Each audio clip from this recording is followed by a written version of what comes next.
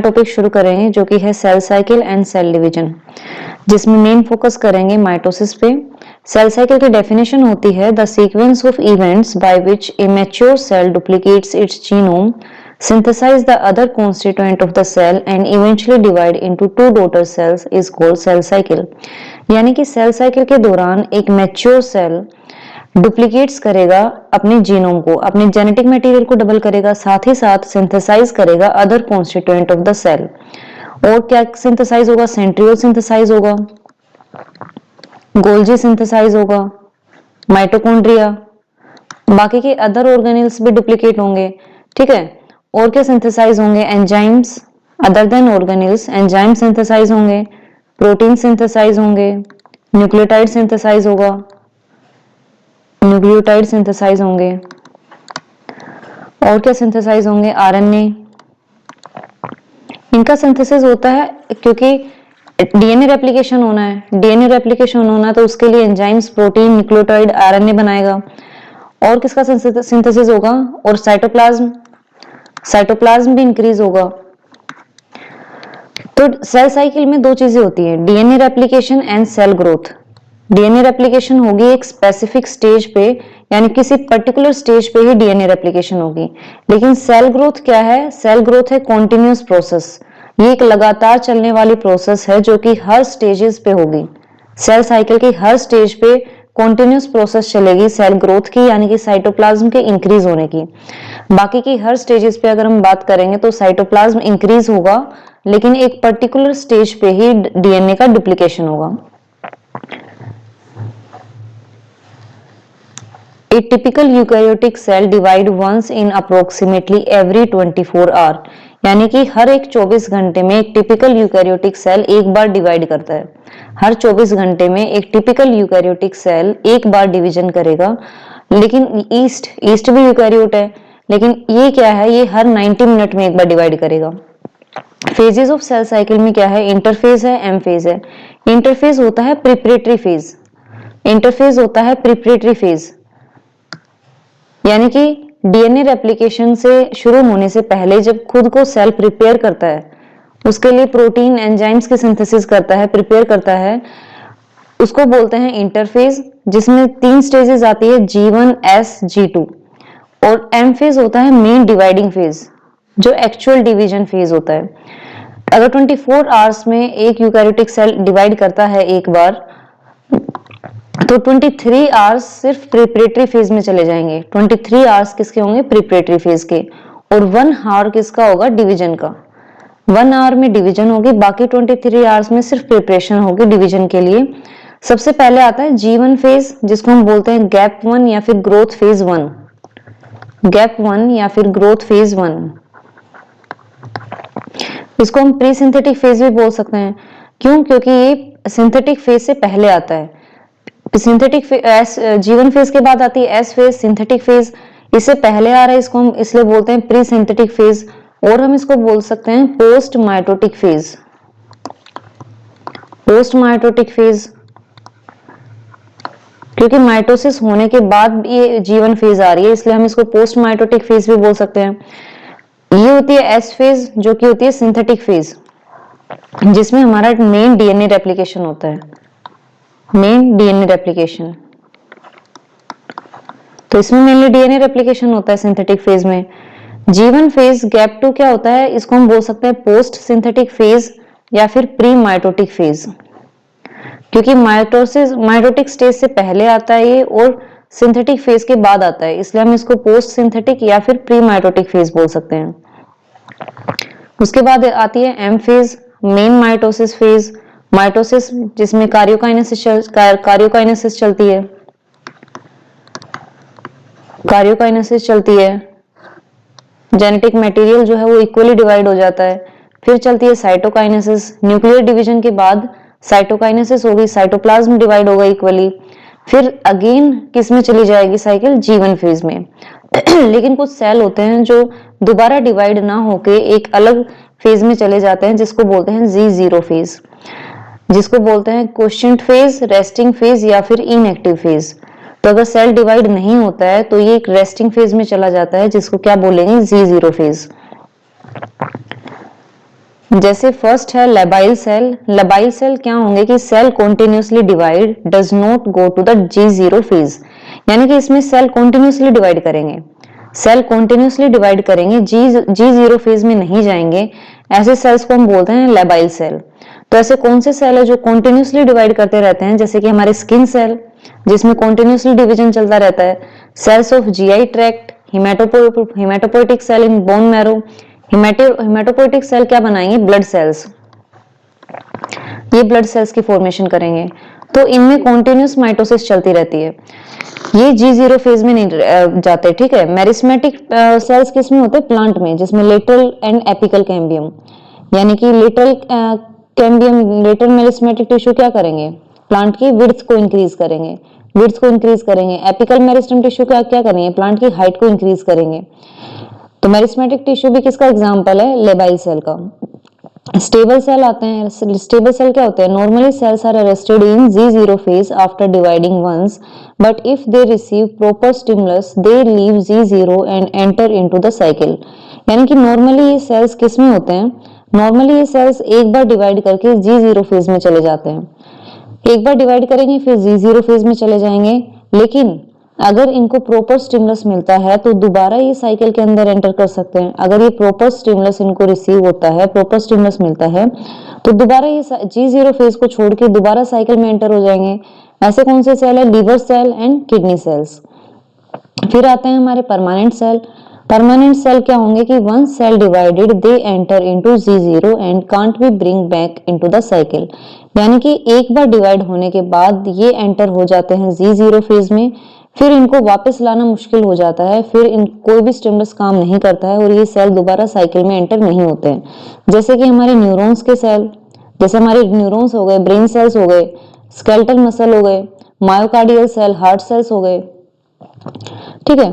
तो आगे है, हम अगर स्टेज की बात करें तो सबसे पहले आता है इंटरफेज में G1 फेज।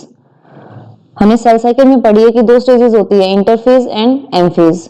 तो इंटरफेज सबसे पहले पढ़ेंगे, इंटरफेज में आएगा सबसे पहले G1 फेज। G1 फेज यानी कि गैप 1 या फिर ग्रोथ फेज 1। तो इसमें क्या होता है, cell is metabolically active and continuously grow with increase in cytoplasm. यानी कि सेल जो है वो एक साइज में भी कॉन्टिन्यूसली इंक्रीज होता जाएगा, साइज में कॉन्टिन्यूसली इंक्रीज होगा, यानी कि इसके अंदर का साइटोप्लाज्म जो है वो ज्यादा हो रहा है, साइटोप्लाज्म भी इंक्रीज हो रहा है, ठीक है। और क्या होगा, produce loads of protein and enzyme which help in replication of DNA in S phase. साथ ही साथ इसमें क्या सिंथेसाइज हो रही है, प्रोटीन्स की सिंथेसिस हो रही है, प्रोटीन्स बनेंगे, एंजाइम्स बनेंगे। क्यों, क्योंकि इसके बाद कौन सी फेज आएगी, एस फेज आएगी, उसमें क्या होगा, डीएनए सिंथेसाइज होगा। तो डीएनए को रेप्लिकेशन होने के लिए प्रोटीन्स एंड एंजाइम्स की भी जरूरत है। और इसमें होगा कि बाकी के जो ऑर्गेनिल्स है, सेल ऑर्गेनिल्स, वो भी बनेंगे, क्योंकि दोनों डॉटर सेल में जाना है तो ऑर्गेनिल्स की भी रिक्वायरमेंट है, तो बाकी के सेल ऑर्गेनिल्स भी बनेंगे। उसके बाद आता है एस फेज। एस फेज होता है सिंथेटिक फेज, जिसमें हमारा मेन डीएनए रेप्लिकेशन होता है। डीएनए रेप्लिकेशन या डीएनए डुप्लीकेशन होता है, जेनेटिक मटेरियल डबल होता है, डीएनए अमाउंट इंक्रीज, डीएनए की अमाउंट बढ़ती है 2C to 4C, डीएनए की अमाउंट बढ़ती है, लेकिन number of but no increase in number of chromosome. लेकिन क्रोमोसोम का नंबर सेम होता है, यानी कि अगर पेरेंट सेल में 46 क्रोमोसोम है तो डॉटर सेल में भी कितने जाएंगे, 46। तो सिंथेटिक फेज में अगर हम माने कि ये क्रोमोसोम है, ठीक है, ये भी क्रोमोसोम है, अगर हम इसको लिख देते हैं, अगर हम इसको ऐसे ड्रॉ करते हैं तो ये भी क्या है, क्रोमोसोम, ये भी क्रोमोसोम है, ये भी क्रोमोसोम है। But what is the difference कि ये क्रोमोसोम में ये क्या है, सिंगल स्ट्रक्चर क्रोमोसोम, और ये क्या है, डबल स्ट्रक्चर क्रोमोसोम, राइट। इसमें एक क्रोमेटिड प्रेजेंट है, इसमें दो क्रोमेटिड प्रेजेंट है। अगर हम एक सेल की बात करें, एक नॉर्मल सेल की बात करें, एक मिनट,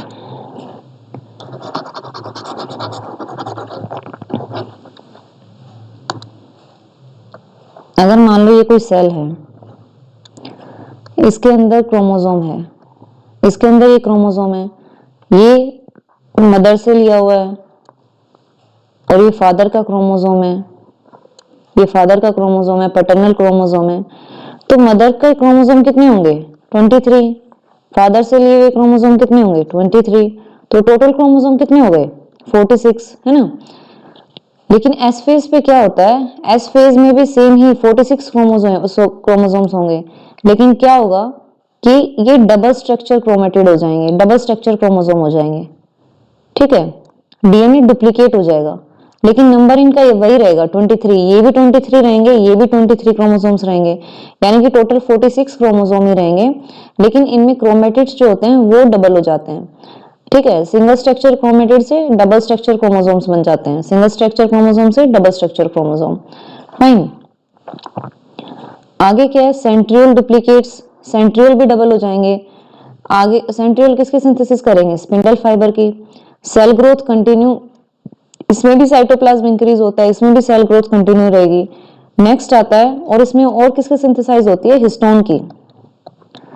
हिस्टोन भी सिंथेसाइज होंगे, हिस्टोन्स भी बनेंगे। आगे है गैप 2 और growth phase 2।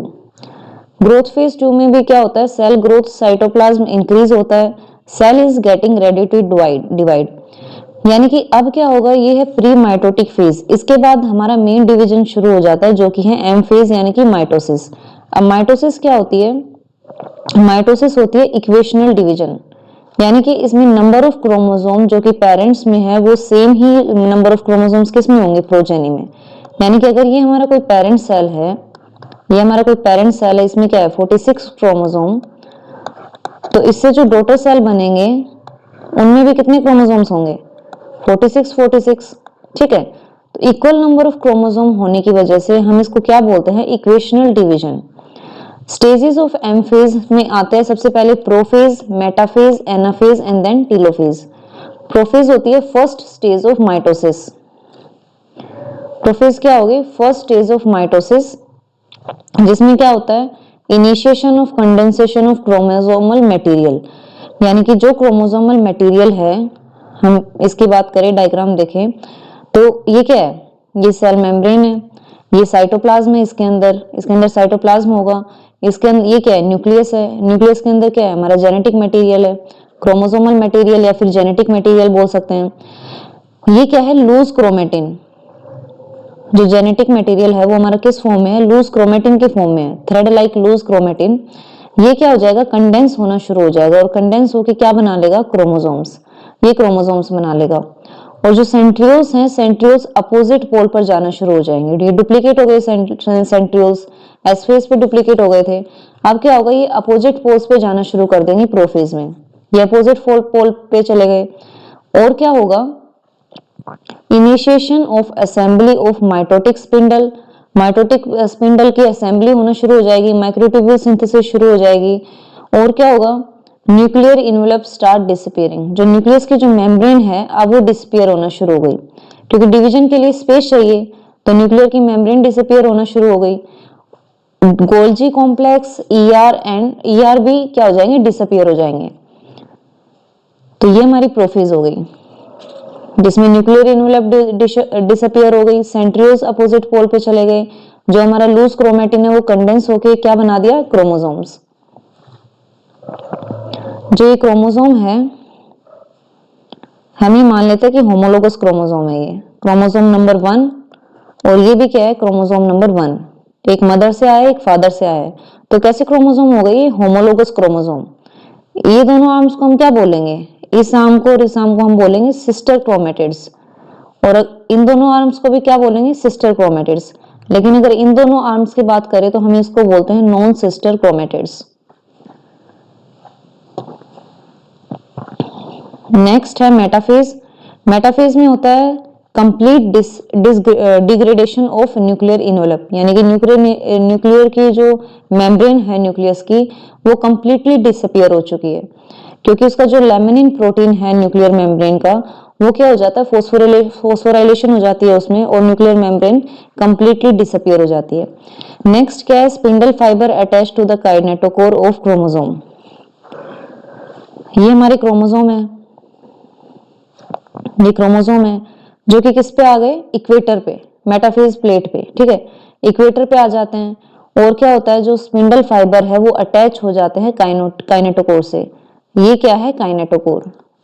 These are kinetochore, जो कि सेंट्रोमियर के दोनों साइड प्रेजेंट होते हैं, सेंट्रोमियर के दोनों साइड प्रेजेंट होते हैं काइनेटोकोर्स।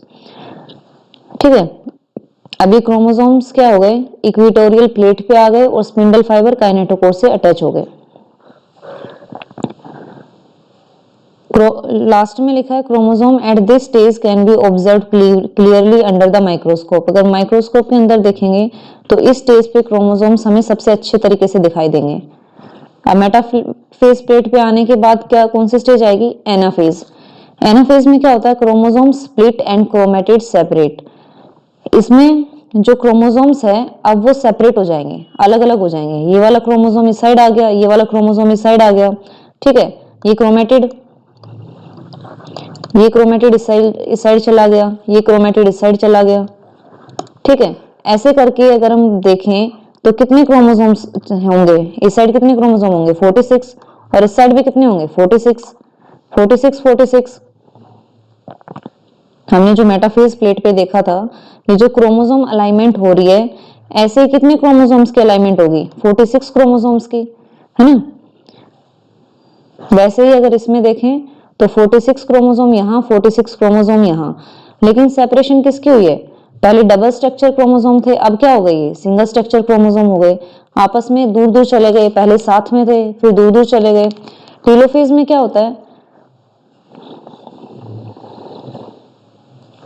टेलोफेज में होता है chromosome clusters at opposite poles and decondense, hence lose their individuality as discrete units।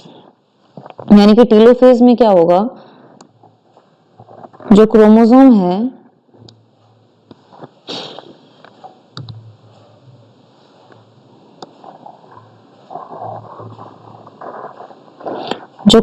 है कार्योकाइनेसिस कंप्लीट हो जाएगी और क्रोमोसोम दोबारा किस में कन्वर्ट हो जाएंगे, लूज क्रोमेटिन में। यहाँ भी 46 क्रोमोसोम, यहाँ भी 46 क्रोमोसोम होंगे, लेकिन किसमें चेंज हो गए, दोबारा थ्रेड लाइक स्ट्रक्चर में चेंज हो गए। ठीक है, तो इन्होंने क्या किया, अपनी इंडिविजुअलिटी को लूज कर दिया। ठीक है, अब ये डिस्क्रीट यूनिट के फॉर्म में नहीं जाने जाएंगे, अब ये सिर्फ लूज क्रोमेटिन की तरह दिखाई देंगे। न्यूक्लियर मेम्ब्रेन दोबारा असेंबल हो गई, ये न्यूक्लियर मेम्ब्रेन दोबारा बन जाती है। न्यूक्लियोलस, गोल्जी, ईआर ये दोबारा रिफॉर्म हो जाते हैं, दोबारा बन जाते हैं। कार्योकाइनेसिस होने के बाद क्या होती है, साइटोकाइनेसिस एनिमल सेल में कैसी होती है, एनिमल सेल में साइटोकाइनेसिस में होता है फेरो अपीयर्ड इन प्लाज्मा मेम्ब्रेन।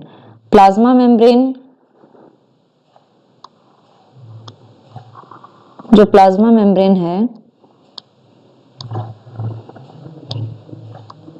ये क्या होती है, डीपन होती जाती है अंदर की तरफ, जिसको बोलते हैं furrow, and joins in the centre, और लास्ट में जाके कहाँ ज्वाइन करती है, सेंटर पे, और ये दो सेल अलग अलग हो जाते हैं, ये हो जाती है साइटोकाइनेसिस। तो एनिमल सेल में क्या होता है, बाहर से अंदर की तरफ जाती है। प्लांट सेल में इससे अपोजिट होगा। प्लांट सेल में कहाँ सेल प्लेट कहाँ बनती है, क्योंकि प्लांट सेल में क्या होती है, सेल वॉल होती है, सेल वॉल हार्ड होती है ना, सेल वॉल हार्ड होती है। तो प्लांट सेल में जब साइटोकाइनेसिस होती है तो वो होती है सेंटर से आउटवर्ड, इनवर्ड टू आउटवर्ड होती है। यहाँ पे बीच में सेल प्लेट बनना शुरू होती है और ये बाहर की साइड जाती है, और फिर सेल वॉल की फॉर्मेशन करती है। ठीक है, In some organism, karyokinesis is not followed by cytokinesis, as a result of which multinucleate condition arises, leading to formation of syncytium, example liquid endosperm in coconut। कुछ ऑर्गेनिज्म ऐसे होते हैं जिनमें कार्योकाइनेसिस तो होती है, न्यूक्लियर डिवीजन चलता है, लेकिन क्या नहीं होती, साइटोकाइनेसिस नहीं होती। यानी कि उस ऑर्गेनिज्म के अंदर बहुत सारे न्यूक्लियस बहुत सारे हो जाएंगे तो कैसी सिचुएशन हो जाएगी, मल्टीन्यूक्लिएट कंडीशन अराइज हो जाएगी। इसको क्या बोलते हैं, इस कंडीशन को सिंसाइटियम।